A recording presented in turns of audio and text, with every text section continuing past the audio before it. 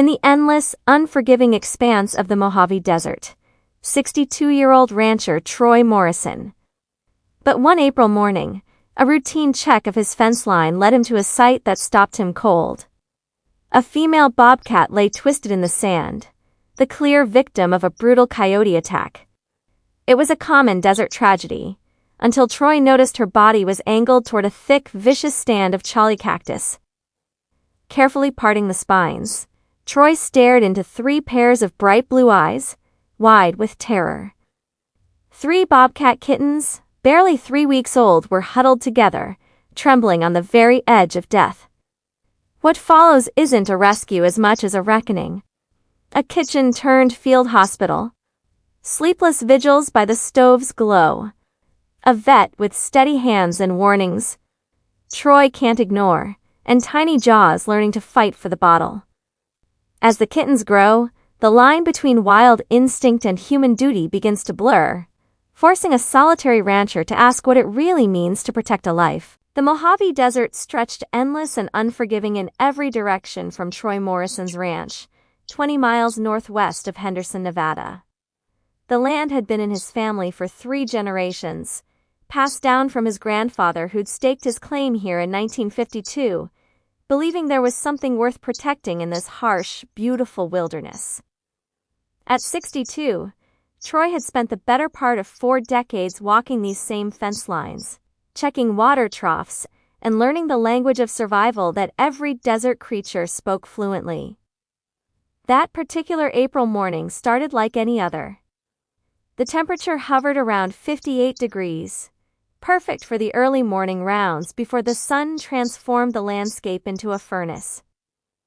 Troy pulled on his worn leather boots, grabbed his rifle, more for scaring off coyotes than anything else, and headed out with his Australian Shepherd Blue trotting beside him. The eastern fence line ran along a natural wash where flash floods occasionally carved new patterns in the sand. It was Blue who noticed something first, his ears perking forward, a low whine escaping his throat. Troy followed the dog's gaze and saw it, a mound of spotted fur lying motionless near a collapsed section of fence. "Stay back, Blue," Troy commanded softly, approaching with caution.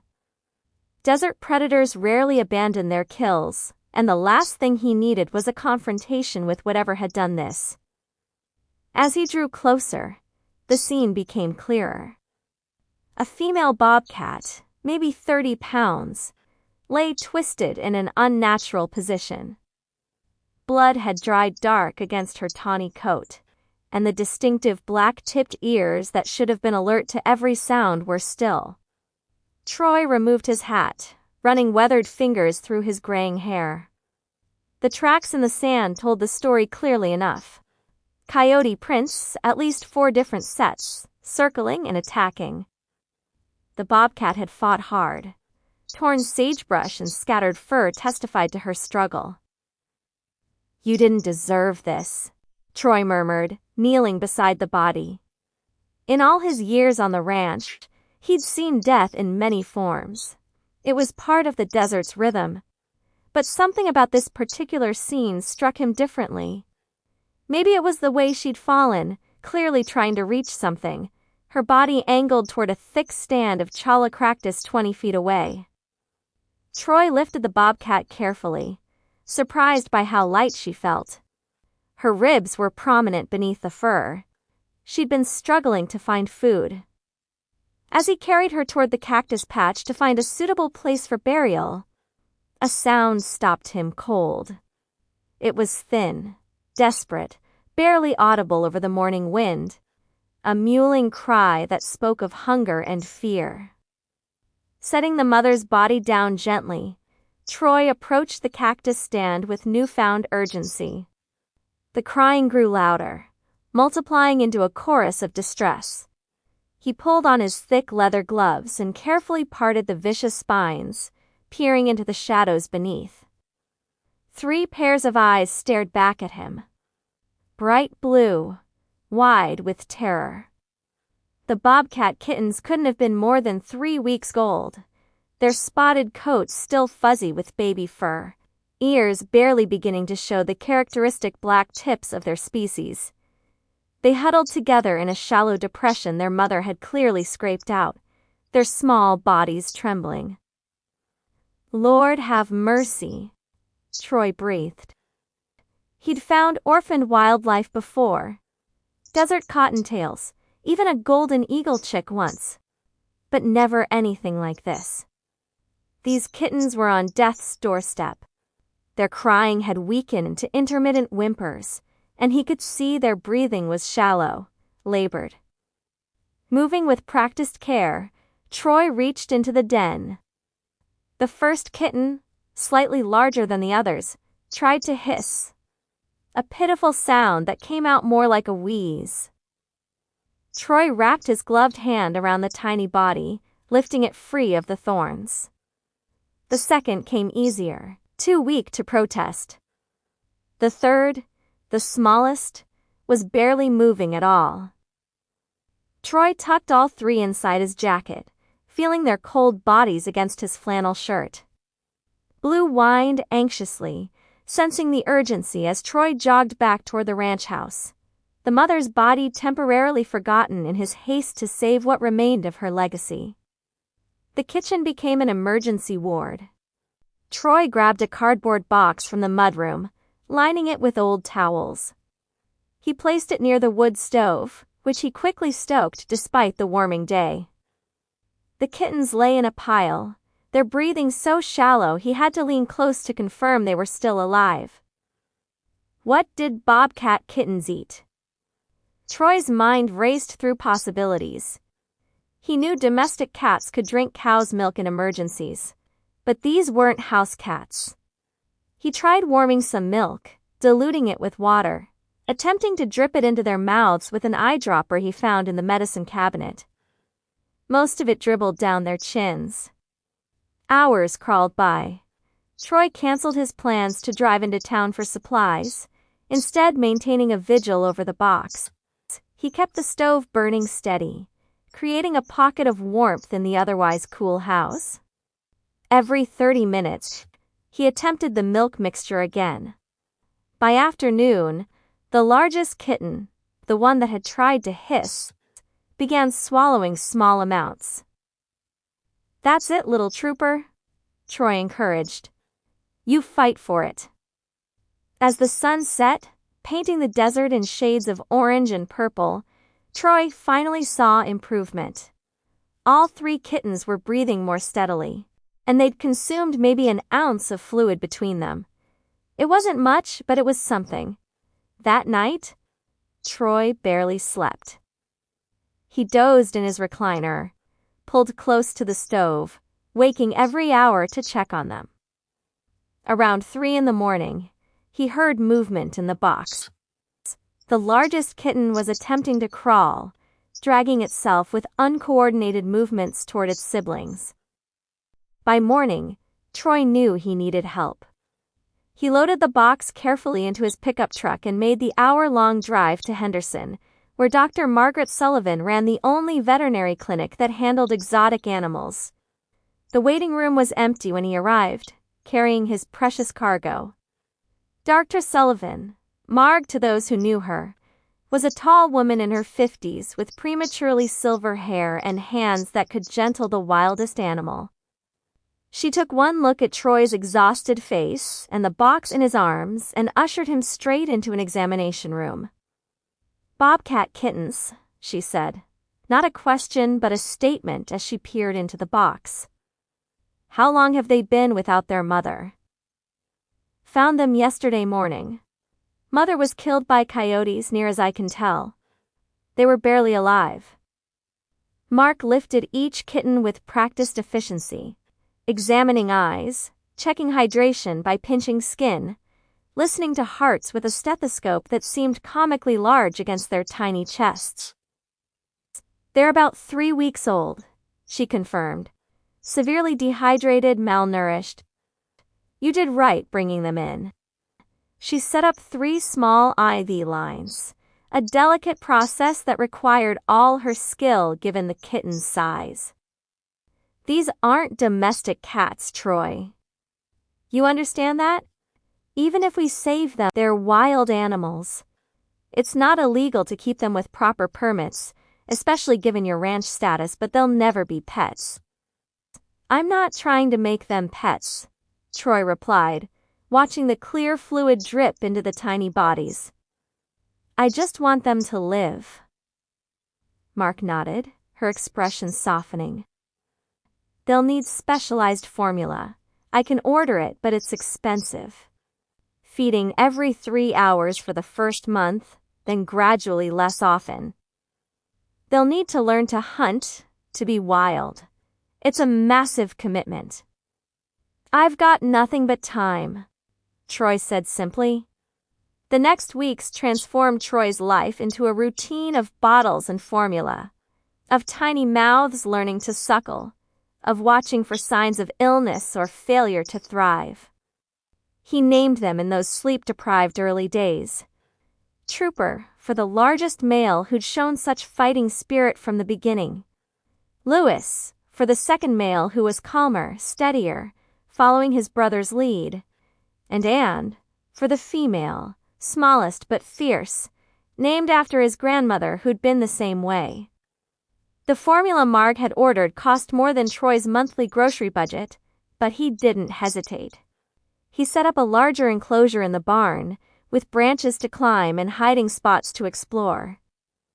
At 4 weeks, their blue eyes began changing to yellow. At 5 weeks, they attempted their first pounces on the toy mice Troy dragged on strings. Blue, the shepherd, appointed himself guardian. He would lie outside their enclosure, alert to any disturbance, occasionally touching noses with the braver kittens through the wire. It was an odd friendship, predator and herding dog, but Troy had learned long ago that the desert made its own rules about such things. By 2 months, the kittens were eating solid food, raw rabbit and quail that Troy sourced from a supplier in Las Vegas. Their spots were becoming more distinct, their movements more coordinated. Trooper had developed a habit of climbing to the highest perch in the enclosure and surveying his domain with an expression of regal satisfaction. Lewis preferred ground level, stalking through the manufactured undergrowth Troy had created with sage and mesquite branches. Anne was the puzzle solver, the one who figured out how to open the simple latch Troy had installed, leading to a memorable morning when he found all 3 kittens exploring the barn. At 3 months, Troy made a decision that would define their future. Rather than keeping them confined, he began supervised outdoor excursions. Using a large fenced area behind the barn, he let them explore genuine desert terrain while maintaining safety from other predators. They learned to hunt grasshoppers and lizards, to navigate cactus and rock formations, to fear the shadow of hawks overhead. The first time Trooper caught a kangaroo rat on his own, Troy felt a pride that surprised him. These weren't his children, weren't even his pets, but he'd given them a second chance at life. Watching them develop their wild instincts while maintaining a careful distance was a delicate balance. Evenings became Troy's favorite time. He would sit on the porch, blue at his feet, watching the 3 young bobcats explore the immediate area around the house. They never strayed far as the sun set, always returning to the protected area as full darkness fell. Sometimes Trooper would sit just at the edge of the porch light's reach, his yellow eyes reflecting like coins, watching Troy with an expression that seemed almost contemplative. By 6 months, the bobcats were nearly fully grown. Their patterns had developed into the distinctive spotted coats that provided perfect camouflage in the dappled shade of desert vegetation. They hunted efficiently, though Troy still supplemented their diet. They came when he called, not like dogs, but with a wild dignity, choosing to acknowledge him rather than obeying. It was Dr. Sullivan who first noticed the change in Anne during a routine checkup Troy had scheduled. The female bobcat had been restless for days, pacing the fence line, vocalizing with sounds Troy had never heard before. She's approaching sexual maturity, Marg explained, her hands gentle but firm as she examined the agitated cat. "The boys will follow soon." This is when things get complicated, Troy. They need their own kind. The social dynamics, the territorial behaviors, you can't provide what they need. Troy had known this day would come, had dreaded it even as he understood its necessity. That evening, he sat longer than usual on the porch, watching the 3 bobcats play fight in the cooling desert air. They were magnificent. Healthy, strong. Everything their mother would have wanted them to be. But Mark was right. He could see it in the way Anne distanced herself from her brothers, in the way Trooper had begun spray marking the fence posts, in Lewis's increasingly aggressive play. The Nevada Wildlife Rehabilitation Center sat on 40 acres of protected land an hour north of the ranch. Troy had heard of it but never visited until that weekend. The director, a woman named Sandra Washington, walked him through the facilities with obvious pride. "We have 12 bobcats currently," she explained, leading him past spacious enclosures that looked more like natural habitat than cages. "Some are rehabilitation cases that will be released. Others are permanent residents due to injuries that prevent wild survival. Your 3 would have companions here, proper social structure." The enclosures were impressive. Huge spaces with natural vegetation, rock formations for climbing, underground dens for retreat. Troy watched 2 young bobcats wrestling in one enclosure, their movements fluid and natural. In another, an older male lounged on a sun-warmed rock, surveying his territory with calm authority. "They could have a good life here," Sandra said gently, recognizing the struggle in Troy's weathered face. "And you could visit, even volunteer if you'd like. We always need help with feeding and maintenance." The drive home was quiet except for Blue's occasional whine, sensing his master's heavy mood.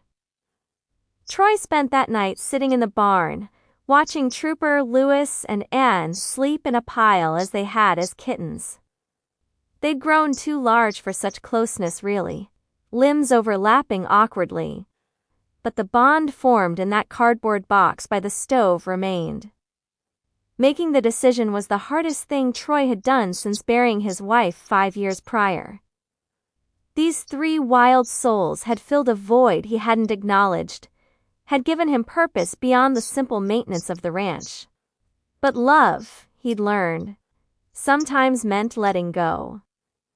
He spent a week preparing them, though he suspected the preparation was more for himself. Extra treats, longer evening observations, memorizing every spot pattern, every personality quirk. Trooper's bold leadership, Lewis's steady loyalty, Anne's fierce independence, he cataloged it all. The day of transfer came too quickly. Troy had borrowed a large animal carrier from Mark, though getting 3 adult bobcats into it proved challenging. They seemed to sense something significant was happening, showing more skittishness than usual. Finally, with patience and their favorite quail treats, he managed to secure them. The drive to the rehabilitation center felt both endless and far too short. The bobcats were quiet in the carrier, and Troy found himself talking to them, explaining why this was necessary, promising to visit, thanking them for the privilege of being part of their lives. Sandra was waiting with her team. They'd prepared a special enclosure for the 3, separate from the others initially to allow for acclimation. It was beautiful. Desert willows providing shade, a small running water feature, multiple den sites, and plenty of critical space for climbing. "You raise them well," Sandra said as they watched Troy's 3 explore their new space. "They're healthy, well socialized with each other but maintaining appropriate wild behavior. That's not easy to achieve." Trooper was the first to venture out naturally. He moved cautiously but with purpose, investigating each feature of the enclosure. Lewis followed, staying close to his brother. Anne hung back, watching from the carrier entrance before finally stepping out with characteristic caution. "You can stay as long as you like," Sandra offered, but Troy shook his head. "Best to make it clean," he said, though his voice was rough. He watched as Trooper discovered the highest perch, a natural stone ledge with a view of the entire enclosure and the desert beyond. The bobcat settled there, his posture relaxing as he surveyed his new territory. "You're home now," Troy said quietly, though he knew they couldn't understand. "You're where you belong." He signed the volunteer paperwork before leaving, committing to 2 days a week. Sandra smiled knowingly. She'd seen this before, the humans who couldn't quite let go completely. The ranch felt empty that night.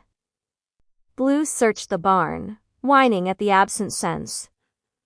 Troy sat on the porch despite the cold, looking out at the desert that suddenly seemed too vast, too quiet. But somewhere in that vastness he remembered. A mother bobcat had fought desperately to protect her kittens, had hidden them with her last breath. He'd simply finished what she'd started. His volunteer days at the center became the highlights of Troy's week. He learned the names and stories of all the resident bobcats, helped with feeding, cleaned enclosures, and assisted with medical care when needed. But he always saved extra time for his 3. They recognized him. He was certain of it. Not in the way a pet would, running to greet him, but in subtle acknowledgments. Trooper would descend from his high perch when Troy approached, sitting at a dignified distance but facing him directly.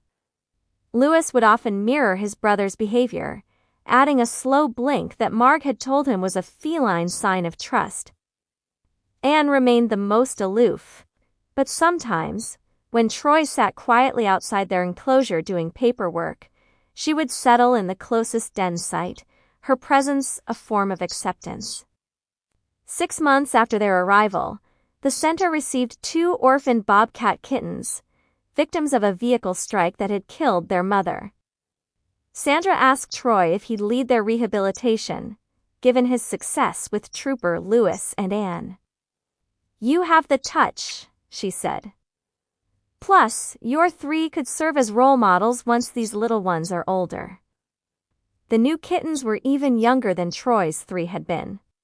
Barely 2 weeks old, eyes still closed. Troy threw himself into their care with renewed purpose, applying everything he'd learned. The late-night feedings, the careful temperature monitoring, the gradual introduction to solid food, it all came back like muscle memory. When it came time to introduce the youngsters to the adult bobcats, it was Anne who surprised everyone. The female who'd been so independent, so fierce, became remarkably gentle with the kittens. She would lie near the fence separating their enclosures, purring, when they approached. When they were finally introduced under supervision, she groomed them with a maternal patience that brought tears to Troy's weathered eyes. "She's remembering her mother," Sandra observed. "Or maybe she's becoming the mother she lost." The years settled into a rhythm. Troy continued his volunteer work, watching his 3 thrive in their environment. Trooper became something of an ambassador cat, calm enough to be visible when educational groups visited, though always maintaining his wild dignity. Louie paired off with another rescued female, their companionship a quiet, steady thing that reminded Troy of his own marriage. Anne helped raise 3 more sets of orphan kittens over the years, her fierce nature gentling only for the young. The ranch remained Troy's home, but the rehabilitation center became his heart. He led fundraising efforts, helped build new enclosures, and became known throughout Nevada as the Bobcat Whisperer. A title he found embarrassing but secretly appreciated. Blue, growing older and grayer, would accompany him on volunteer days, lying in the shade while Troy worked. occasionally raising his head to check on the cats he still considered his responsibility. On the 5th anniversary of finding the kittens, Troy stood at the same spot along his fence line where everything had begun. He'd finally buried the mother bobcat here, marked with a simple stone cairn. Desert wildflowers, purple lupine and golden brittlebush, had grown around the marker, nature's own memorial. "Your kittens made it," he told the silent grave. "All 3 of them. They're magnificent, wild and free, just as you would have wanted." A movement in the distance caught his eye. A bobcat, solitary and confident, picked its way along the wash. For a moment, Troy's heart leaped. Could it be one of his 3? But no, they were safe at the center, probably lounging in the afternoon sun. This was another cat, living the wild life that fate had denied his rescued trio, but that human intervention had replaced with something different but no less valuable. The bobcat paused, seeming to notice Troy, and they regarded each other across the space. 2 creatures who belonged to this harsh landscape in different ways. Then the cat continued on, disappearing into the same cactus stand where Troy had found those 3 desperate kittens years ago. Troy smiled, replacing his hat and heading back to the house. Tomorrow was a volunteer day. The center had just received another orphan bobcat, this one from New Mexico. Sandra had already asked if he'd take the lead on its care. Of course he'd said yes. It's what he did now. Stood in the gap between wild death and wild life, offering a bridge back to freedom. Blue met him at the porch, tail wagging despite his arthritis. Inside, Troy could see the stack of wildlife rehabilitation manuals he'd been studying, the fundraising proposals for a new medical facility at the center, the photos Sandra had given him of Trooper, Lewis, and Anne in their enclosure. 3 success stories that had changed not just their own fates, but the trajectory of an old rancher's life. The Mojave sun was setting, painting the desert in shades of gold and amber. Somewhere out there, wild bobcats hunted and raised their young as they had for millennia. And at the rehabilitation center, 3 bobcats who should have died as kittens were living proof that sometimes human intervention could honor rather than diminish the wild spirit. Troy settled into his porch chair, Blue at his feet, and watched the desert come alive with nocturnal possibilities. He thought of Trooper on his high perch, ever the sentinel. Of Lewis, steady and calm, probably grooming his companion. Of Anne, fierce and maternal, likely checking on whatever youngster currently needed her protection. They weren't his anymore.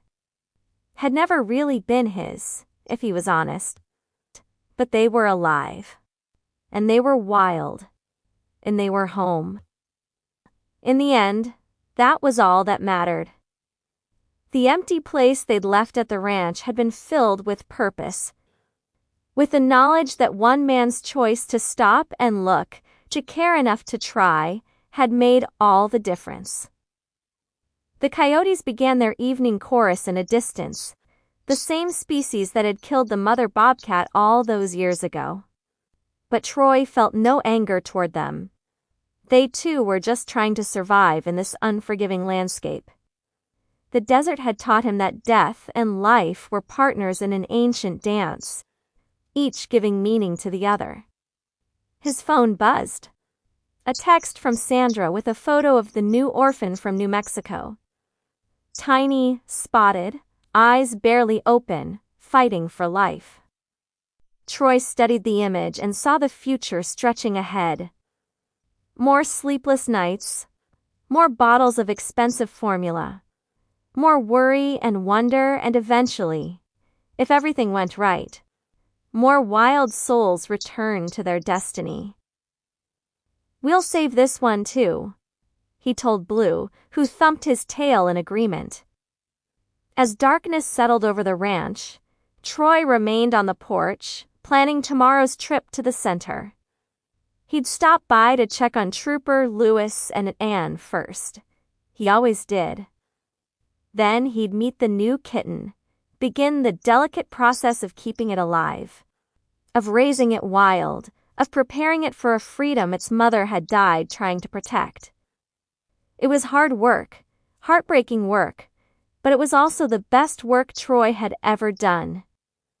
In saving those 3 original kittens, they had saved him right back, giving him purpose in his sunset years that shone as bright as any desert dawn.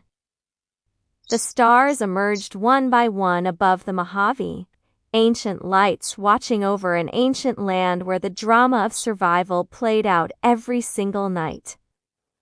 And in that vast wilderness, because one rancher had chosen compassion over indifference, 3 bobcats lived and thrived, their legacy extending far beyond their own survival to touch countless other wild lives.